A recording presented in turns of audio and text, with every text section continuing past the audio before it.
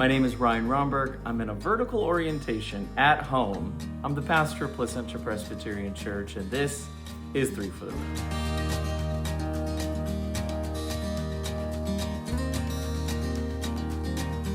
This last week, we looked at a story in the Bible that seldom gets talked about. In fact, I was totally unaware of it, even though it had in it a famous king from the Bible, Josiah. It was the story of Huldah, the prophet, and her interaction with the servants of Josiah. If you didn't get a chance to check that out, go ahead and click the link below. Even though the orientation is like this, it's still below, so you'll find the sermon there. So let's get to today. First off, what did we leave out? Well, as always, for space and time for a sermon that also went pretty long, we had to leave out some things that are good to know as you kind of think about the story of Huldah and Josiah and things. I had mentioned that about 5 out of 22 kings did right, did right in the eyes of the Lord is the common phrase in the Chronicles, and that is not totally true in the fullest sense.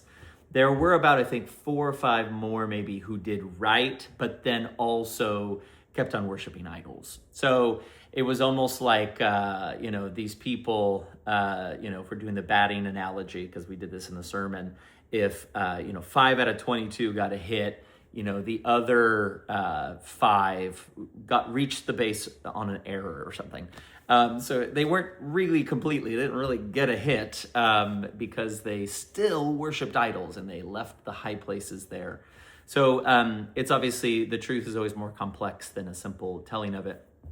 But still, certain figures stand out. So, David stands out, but we know that David kind of goes downhill at the end of his life. And it really kind of loses a lot of his kind of royal kingliness, even though, yes, he's still spoken of very highly. We get this. And this is humanity. This is the human life, actually. It's so interesting to see later David, who's kind of a mess and, is going to war with his son, and it's all madness. And he still is seen in a very high light. And we look at that, sometimes we hear these stories about these heroes like David, Moses, Abraham, and we think, oh, what righteous people are there. They were messed up. We all are messed up. But these folks, particularly David, becomes a really big image of this. Very messed up, but still very willing to repent and seek the heart of God. So when does David's life go downhill? It's after Bathsheba, really. It's after what he did to Bathsheba and her husband Uriah that his life goes downhill. I probably shouldn't do this in case you don't know that story. The famous story of David and Bathsheba is that he, while he sends his army to war, he sees a woman bathing on a roof. He basically calls her in. They make love. She gets pregnant. He's worried because she's married. So he calls her husband back from the war that he sent his army to, brings him back, tries to get them to sleep together. This guy won't do it because all of his friends are at war, and he said, that's not right, I can't do that. So David then sends the guy back to the war on the front lines, has him basically murdered by the other army. Murdered in the sense of it was all a scheme to kill the guy. And then, the woman is pregnant, and it's all good because, then David can take her because now her husband is dead, even though he killed her husband. And then it is revealed through the prophet that he did this. Nathan comes to David famously and tells him a story about a guy who's got all this stuff, but still steals the lamb of some other person, and asked David, what should we do with that guy? And David's like, oh, I think he said he should die, right, for this thing. It's horrible. And then Nathan says, you, my friend, are that man. What you did to Bathsheba and her husband, you are that man. So this whole idea of, David falling in that moment, he repents, though. He completely has this, acknowledgement, which, by the way, for those of us, who are very attuned to the great evil of not only rape, but just using women in that way, and then the murder of her husband. All this is just this most wretched thing. Here's the interesting thing, though. He was a king. In those days, he could do whatever he wanted. We live with, rule of laws in such a way that we hold our leaders accountable, we hope. But in those days, he could do whatever he wanted, except, and this is what a lot of kings did, by the way, except he acknowledged that he was sinful. It didn't need to happen. And that's why he is seen in many ways as an example. Even though he did this wretched, awful thing, he said, as a king, basically, I messed up, and everyone knew about it. And that's probably why he fell so hard, because everyone kind of looked at him as like that now. He was kind of tainted in his kingship at that point. But he still goes on. Solomon asked for wisdom, famously. His son, David's son, Solomon, asked for wisdom. Things are amazing. And then he starts to do things that the Bible, Moses says, don't do. He famously starts to build a big war chest, right? A big treasury. Moses says, don't do that if you're a king. He builds an army. Moses says, don't do that if you're a king, right? All of these things he starts to do, which, by the way, this is the stuff that we look at today and are like, yes, this is a great nation. This is not me saying that nations shouldn't do this, by the way. This is me saying that God specifically told the people of Israel, which, if you want to make the comparison, it would be like us as a church, right? Don't start to hoard money and don't build an army to protect yourself. It's like, what are you doing? This is not what you do. The nations do that. So yes, America can do that. They are the nations. They're not the people of God. Other countries, they can do that. They're not the people of God. This is what nations do, but you should be different. And so Solomon does that. And Solomon also has this giant fall. And pretty soon his son is now made king after he dies. And he's really foolish and is really, really mean. And I won't even get into his story, but then the kingdom splits. And you just see a whole mess of kings that are not great. You want to think that, they're the people of God, their rulers, their leadership is great. And you're like, no, they tried to be like the other nations. Now for us, that's like us looking at, other people and being jealous of what they have and what they do, even other religions, right? And trying to become like them, or particularly other power centers, we want to be like that. And the church has done that. I don't know if you know what's going on in the world today, particularly in America. The church has done that. In many places in the world, the church is persecuted. The church has not done that. They have taken on the persecution for their faith.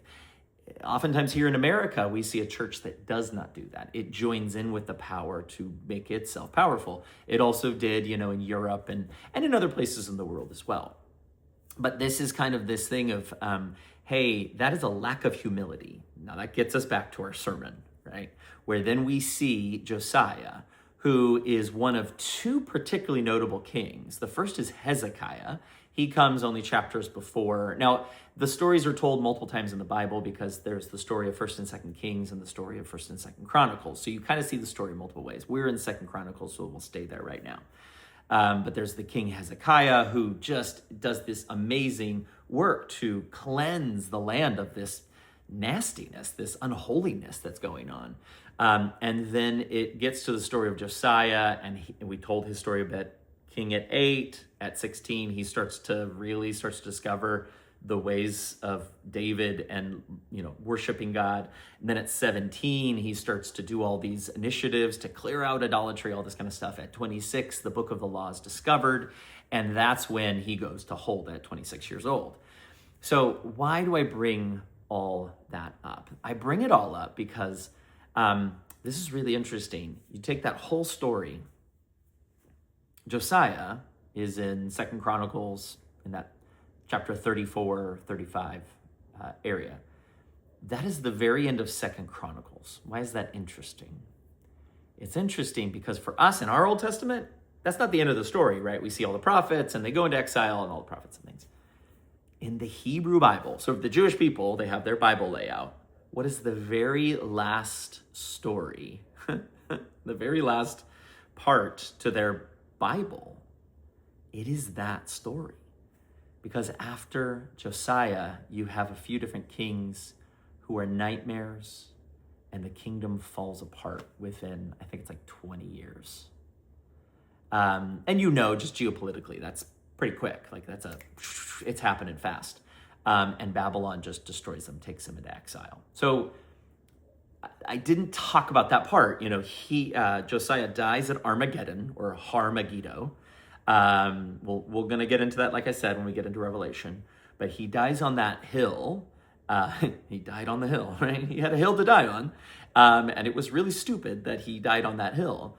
And then the whole nation just falls apart in that place. The very end of the story, the very last prophecy of the Hebrew Bible. Not of our Christian version of it. We reorder the books in our own version. Yes, if you don't know that, the way the Jews have their Bible ordered, the very last prophecy is Huldah's prophecy. It's wild. This long story of prophetic message. And she is the very last prophet to speak, and she said it's all going to come crashing down. This is really huge for us to see because it leaves it on this note of ... In fact, the very last sentence in the Hebrew Bible, 2 Chronicles, I think it's 35, it might be 36, and it's the very end. It's an incomplete sentence. It's an incomplete sentence. All it says is, I will go up. It will go up where? Like what? And it's like, it sounds like I will go up sounds like a complete sentence, but in the Hebrew grammar and stuff, it's a very incomplete sentence. And that is the way the Hebrew Bible ends, on a ... Until we, meet Jesus in the beginning of Matthew. So this idea then of Huldah's prophecy is so powerful. The very last prophet in the Hebrew Bible to speak is a woman. Now, I know I've kind of danced around this a little bit with this whole series on women. Obviously, the thing that I've taken for granted is that women need to be front and center when it comes to voices. We don't currently have that right now. We obviously have a staff that is primarily male. We didn't do that on purpose. We just interviewed candidates, and these were the ones that really stood out. And we wanted to make sure we hired that best candidate, best fit. But myself, I'm going to be dedicated to getting more female voices, not because of some quota that I'm trying to fill. I am convinced that if you're going to hear the word of God, you need to hear male and female. I'm convinced that if you're going to hear the word of God, you need to hear it from all different cultural perspectives as well. That my training in reading the Bible theologically from the Reformed perspective that came out of Geneva, Switzerland, from John Calvin, is not the only perspective. It's not the one right perspective. It is a very powerful perspective on theology, but it isn't the only one. And so we need to continue to have other voices so that we can see a broader scope of things. It is powerful. It's deeply powerful to do so. And so in this entire series, I hope that's come through a bit, to glean wisdom from the folks who are on the margins. And in those days, women were definitely on the margins. You could definitely still say that women are on the margins today. However, we usually look back and we say, look all we've done. It's all great. Everything's perfect. You're like, no, it's not. However, we know that the rights of women have definitely increased in this country, such that women can vote and be protected in a court of law and things like that. However, we still know there's a lot of discrimination, stereotyping, workplace inequality, all sorts of things still happen in our day. So we as a church need to continue to listen to the voices of other people. Here I am, a white guy. It's not bad. I am who I am. God made me who I am. I'm grateful for that. What I'm saying is I am one voice of many. And I want that as a pastor here at this place. So I leave a lot of that out of the sermon because obviously the notion that we talked about in the bottom line is to listen humbly. That's what I need to do, by the way, which I could have used this whole thing as an illustration, but to listen humbly and then speak boldly, to speak boldly. Okay, so what else did we leave out? I didn't mention this as explicitly as maybe I could have. I kind of did it, briefly. But Peter's words on speaking boldly or speaking, being ready, prepared to give an answer. And he says so to do so in that way, to give the answer for the hope, right, that they have. However, to do it with fear and gentleness. This takes a lot of wisdom, friends. It takes a lot of wisdom to say that, what God has put in my heart is not the full and final answer. What the Spirit has given me to say is not the full and final answer. But that is the truth, friends. It's the truth for you. It's the truth for me. I'm not saying there is no truth, mind you. There definitely is truth. I just don't have a corner market on it, and nor does anyone else. And so we need to continue to be listening humbly and then speaking boldly, and listening humbly and speaking boldly. It is an interplay. It's a dialogical conversation, right? Back and forth and back and forth. And this whole thing that will continue to grow us up. It's not a bad thing when it happens. It's not a bad thing when a pastor doesn't say, here's the truth and this is what we're going to do and here's what we're always going to go for. I actually don't think that's always the wisest. It depends. It depends on the person. Sometimes their wiring is that way. That's not my wiring. I really appreciate the wisdom of the body. And so, yes, I'm your pastor. And yes, as a friend told me the other day, so you have veto rights, which I kind of do in some way, shape, or form. Session has the ultimate veto right in our church, though, by the way.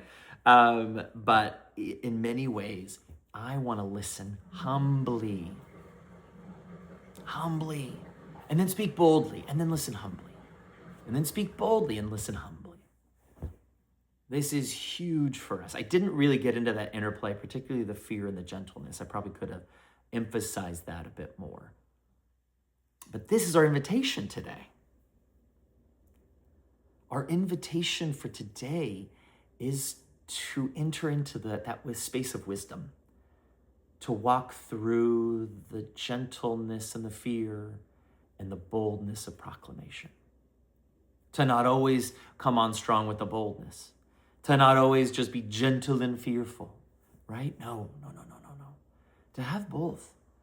And it might not be your personality type, right? And some personalities are different. Some are very bold, right? And so it's going to be hard to see them as gentle. And they're thinking, I'm being gentle right now. And you're like, you're a lot. I'm loud, I'm big. I am a lot. So when I'm being gentle, it doesn't always come off, at least when I think I'm being gentle. But you as a person, whoever you are, cultivate that in your heart. Fear and gentleness and boldness on the other side is an invitation that you have. Okay, so what are your questions? We didn't have any this week. I have a feeling a lot of questions are going to come up next week when we start our series on Revelation. I hope you can join us for that. It's going to be, I think, a great time. We also have a class going on Thursdays, so this should release on a Wednesday. I hope you sign up and join us. Don't worry, you can sign up last second. Even if you just show up, it's fine. I'll get you signed up if I see your face. That just helps us with some records and stuff like that. And also, if you want to be in person, it helps us to know, I'd like to get some hospitality for you there, maybe cookies or something. So I'd like to know how many people there are. And so I hope you really join us for that. It's going to be a blast. So not only the sermon series, which deals with the preaching of the word, but then the class, which deals with the teaching.